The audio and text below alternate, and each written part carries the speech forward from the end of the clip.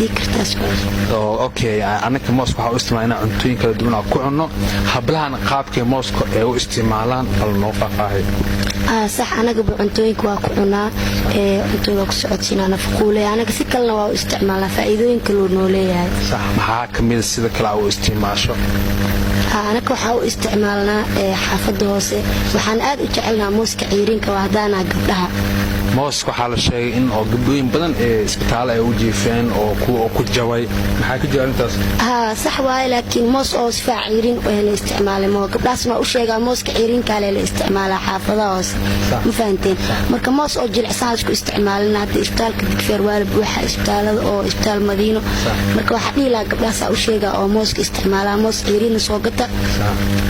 siina qasaaro oo la kulmin wali aadii isku dayay inaa moos isticmaasho ama ciirin ama jilacaado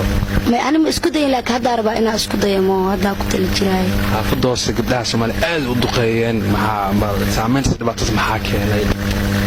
saameyntaas walaa wax kale ma keenin wiilasha laga wahsanaa kadib booska waxa lagu mudala moos ma oo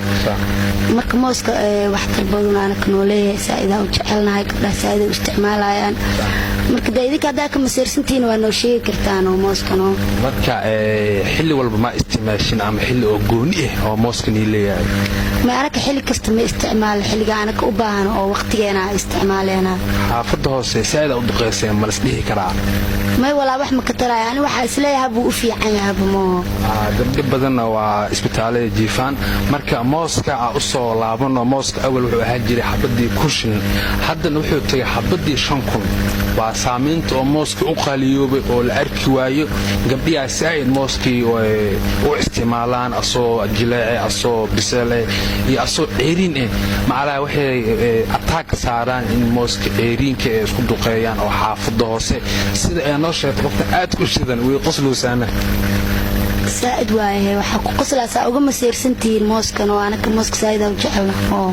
nimanka waa kaaftoona waa hadda dibul ma jirto waa ka boodna ama waa kulan dambo xiisale waa su'aashan waxa la keenay jaamacadda Makerere waa asal midri official hadda janaalka ku cusubtaa subscribe saar like comment share free waxaan la joogto gabarta uu daansiga fiican qoob ciyaarka marka laga hadlayo magaalada Muqdisho ayagana ilaawina xaawad degan waaye degan inta house aada kaaga maadinaya waxaan u maad safar Nairobi Kenya sidee muuqaalka noogu duubto in badan aan suugaynay hadda maanta waa inoo imaatay mid kamid ah joognaa magaalada Muqdisho hoteelada marka aad u maasantii dhammaan asxaabta